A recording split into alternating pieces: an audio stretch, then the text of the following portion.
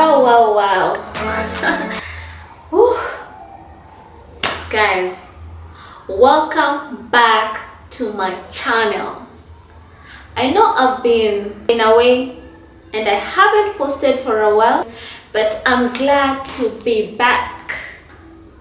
I want to say that I am very grateful because even when I was away, you still subscribed, still commented to my videos, still liked my videos. You guys are my real G's and I really love you so much. I appreciate you all. I believe that we are going to continue growing and I'm ready with loads of content, fresh goodies straight from the market for your consumption. So guys, I hope you're ready for this, and I promise that this time I'm back to stay.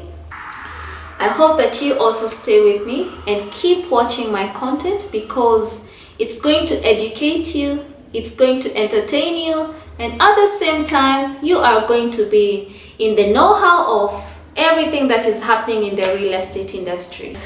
When I was away, I was handling some business related issues and also had brief meetings with this guy called Kanairo. For those who don't know Kanairo, this means Nairobi.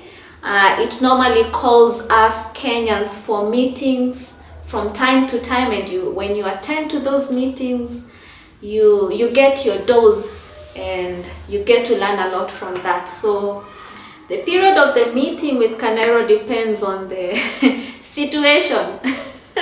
So mine was just a brief meeting, but I am also happy to announce that my company Stock Brick Properties Limited has now expanded a little bit, and I thank God for that. I also thank my clients because we are growing each and every day, and my website www.stockbrickproperties.com is also revamped. There are property options and very interesting blogs about homekeeping. Let's get to today's content. I know a lot of Kenyans have been conned over the years, me included. And we don't talk about it until you get into terms with the situation. Today I'm going to share with you about real estate scams. You a story about a certain person's experience. I won't mention the names. I know you don't like us mentioning your names, and because people are not brave enough to share their stories and experiences because of the shame, I will be sharing the stories on their behalf. Don't worry, I got you guys. I'll spill all the beans. I'll tell you all the stories about these real estate scams, so you should stay tuned for these episodes. Okay, so I know you can't wait to hear this, so I'll head straight on to the story. So we go to the story now. There was this guy, I will name him George. So George needed to move houses, and he was interested in moving to the upmarket areas, those posh estates, and he decided to go online to look for real estate options, the kind of houses that he wanted. After going through the internet and getting to see different real estate options, different houses, he was able to pick on a few options that he wanted to view. They actually looked interesting, and all the details were written there, and the price and the name of the real estate agent. So it was very easy for him to make calls to the real estate agents in charge that he saw, and they agreed to set a viewing appointment with each and every agent. And you know what? The D-Day came. The day when George and his wife and kids will go out house hunting. And these real estate agents were waiting on different times, to allow time with each and every agent. So the guy decided to start with the first agent. Let me call him Kimathi.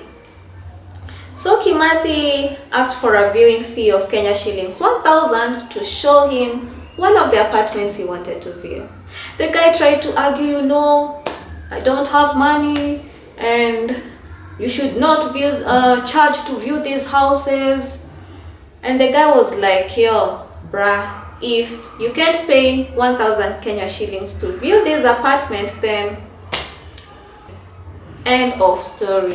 There's no point of me showing you the house. Are you kidding me? And when the real estate agent was almost walking away, George decided, oh, yo, man, I didn't mean it. You just come. I'll pay the viewing fee.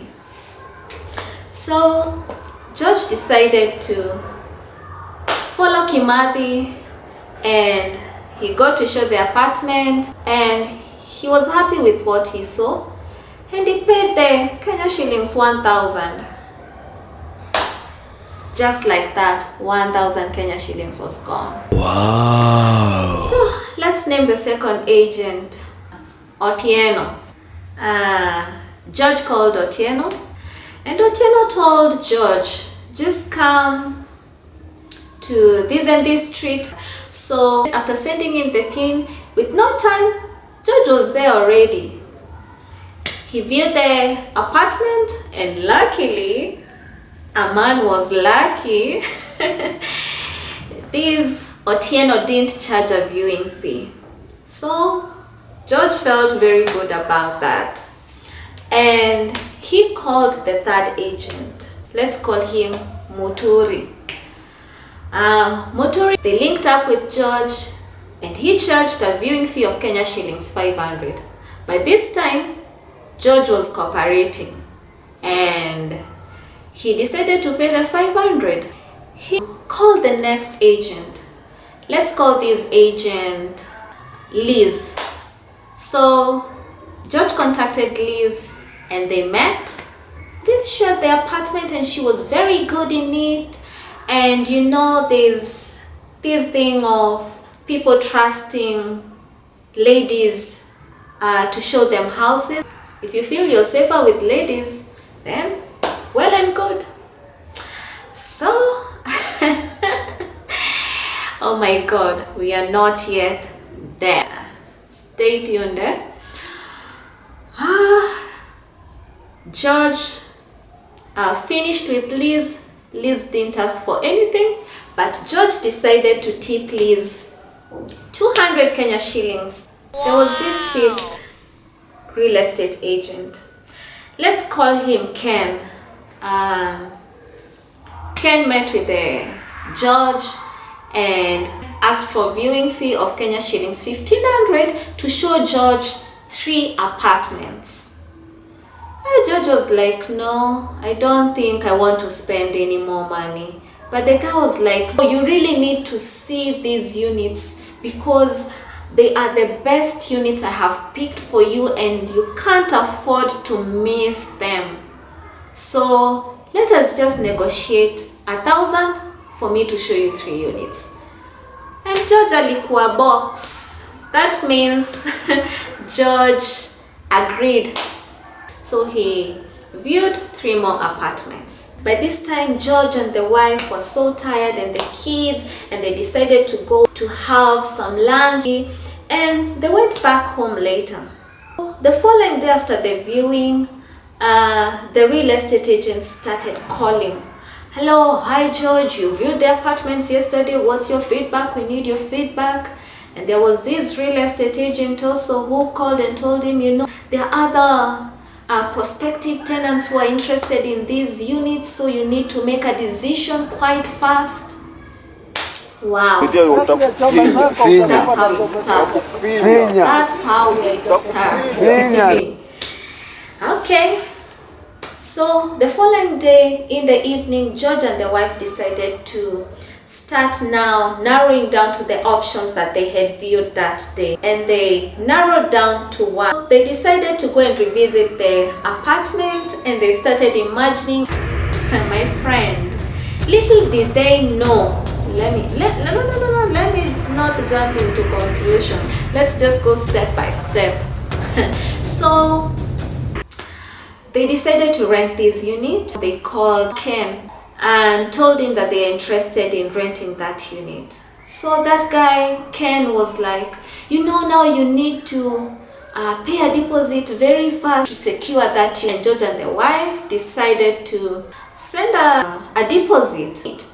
And for him to look like a genuine real estate agent, he requested for the information that is relevant when renting a unit.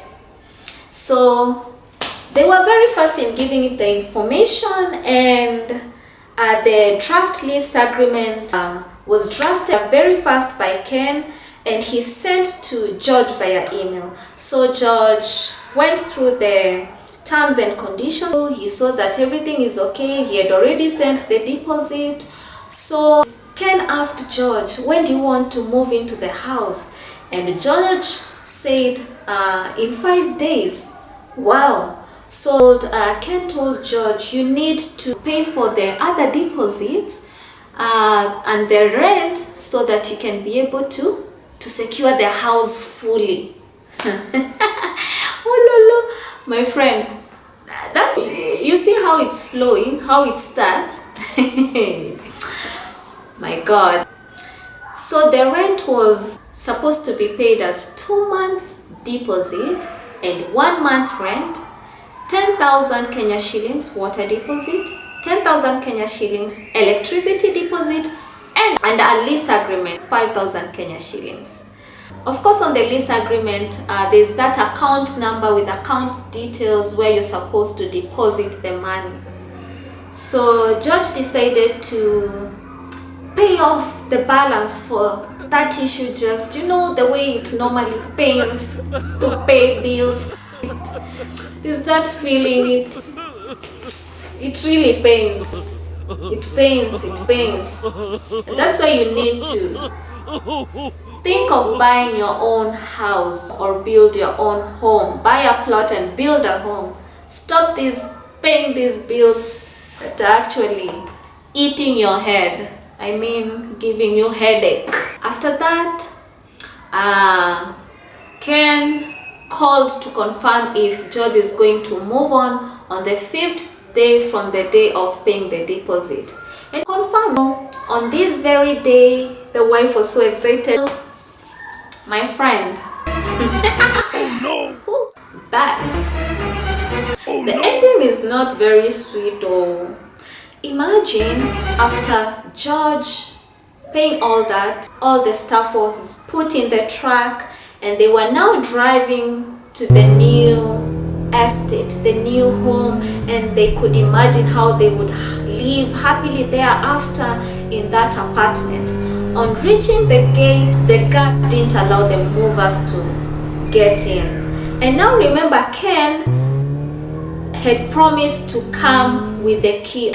The guard was very stubborn and rude. Do you know these Kenyan guards, how they are? Especially if you're a stranger and they don't know you and you don't have a big black car. You will suffer. You will suffer outside that gate. So the guard was very stubborn and he was like, no, I respect my work. You need to respect my work. You can't just enter here and say that you rented a house. Let the landlord come and allow you inside. What is the name of the landlord? They knew the name of the landlord, but they said that his agent, now Ken, was the one to bring the keys. And the name of the landlord was indicated in the draft agreement. So they went and checked.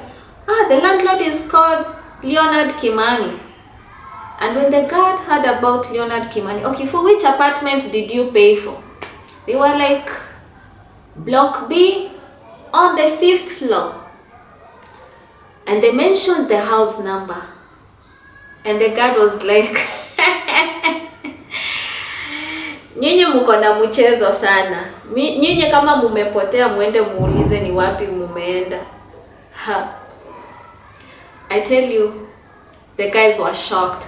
That means that you guys are lost. I think you're mistaken. This is not the estate that you paid for. Let me tell you, George was flabbergasted. George was shocked. He almost got a heart attack. I told you, Kanairo. These are the meetings I tell you Kanairo calls us. These are the kind of meetings, but this one seems to take more time to recover. My friend, George and the wife were shocked beyond words. And because this guard was very stubborn, he was like, please, no, respect my work, please leave this place. You know the CCTV is seeing you. You need to walk away. You need to drive off and leave this place. This is a security hazard. George and the movers guys were there getting impatient, and now George was wondering, what am I going to do? Because he had tried calling Ken severally and the phone was off. He could not be reached. And remember, they had given a notice from where they left and they had already handed over the keys. So now these guys were stranded. George and the family were stranded. The guy was breathing fire. But at the same time, he was feeling, man, nah, this couldn't be happening. He felt like he was dreaming. And you know, the wife was there sweating and cursing and everything. Oh my God. George had lost over 300,000 Kenya shillings. Oh no! To a person, a real estate agent called Ken, who sent him a draft lease agreement with the account number and details and showed him the house and promised to bring the key. So now, the money is gone. The movers are there. So you need to find a place to go put your items and a place where you can sleep for the night as you digest what has happened to you. Oh my God, that can be stressful. There's this African saying that this thing can make you cry with one eye. This is the kind of circumstances and situations that can make you cry with one eye. You can also cry in a funny posture. You know, it's so painful to show how painful it is that you've been conned just like that. Like everything was moving on smoothly and now it's all gone. And where do you start? You've lost 300,000. You have to pay the movers. You have no place to go. The guard is rude. Oh my God. It was so bad for George. But we thank God, George is alive, by the way. The kids are alive, the wife is alive, everybody is alive, but they learned a very big lesson. So guys, what I want to tell you is, do not just trust any real estate agent to show you houses. You should work with someone who is from a reputable company. Check out for their website. Check out for their directors. Check out for their certificate of incorporation if need be. And if it's a genuine company, they'll provide any information you need for you to work with them. Second is that when you want to rent a property, do not pay the deposit before meeting the landlord personally and asking to see the copy of the ID and match it to the KRA pin, like match it to all the details. And also ask the caretaker and the guard of the estate you want to rent if they know the owner of the house and if his name matches the one that the real estate agent is talking about. This is for your own good. Please, please, please, do not just receive lease agreements from anyone and start paying deposits or paying the money to whatever account you see there. Do your due diligence. And if need be, there are landlords who normally have transactions handled by their lawyers. So if the landlord is not available, make sure there is a lawyer who is representing the landlord. You can't afford to lose a lot of money just because of ignorance. Ignorance is what makes Kenyans and any other person out there get scammed and get conned. So you have to be very careful. Very, very careful. So guys, I hope you have learned something and you'll be careful and you'll be safe out there and you operate with wisdom as you move on to your next home. If you need real estate options, call me. Also follow me on Instagram at Jacky Sells Homes and also on Facebook.